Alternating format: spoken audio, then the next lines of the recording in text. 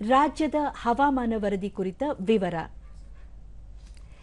ರಾಜ್ಯದ ದಕ್ಷಿಣ ಒಳನಾಡಿನ ಕೆಲ ಪ್ರದೇಶಗಳು ಹಾಗೂ ಕರಾವಳಿ ಮತ್ತು ಉತ್ತರ ಒಳನಾಡಿನ ಅಲ್ಲಲ್ಲಿ ಮಳೆಯಾಗಿದೆ. ಚಾಮರಾಜನಗರ ಜಿಲ್ಲೆಯ ಬೇಗೂರಿನಲ್ಲಿ ಅತಿ ಹೆಚ್ಚು 9 ಸೆಂಟಿಮೀಟರ್ ಮಳೆಯಾಗಿದೆ.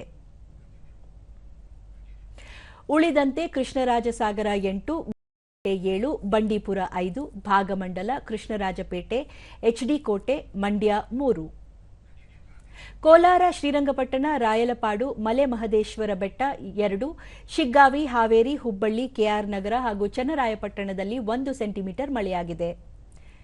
ಕಲಬುರಗಿಯಲ್ಲಿ ಗರಿಷ್ಠ 36.8 ಡಿಗ್ರಿ ಸೆಲ್ಸಿಯಸ್ ತಾಪಮಾನ ದಾಖಲು.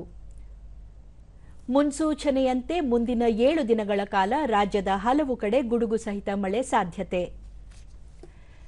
ಬೆಂಗಳೂರು ಸುತ್ತಮುತ್ತ ಭಾಗಶಃ ಮೋಡ ಕವಿದ ವಾತಾವರಣ, ಹಗುರ ಮಳೆ ನಿರೀಕ್ಷೆ. ಗರಿಷ್ಠ 34, ಕನಿಷ್ಠ 21 ಡಿಗ್ರಿ ಸೆಲ್ಸಿಯಸ್ ತಾಪಮಾನ ದಾಖಲು ಸಾಧ್ಯತೆ.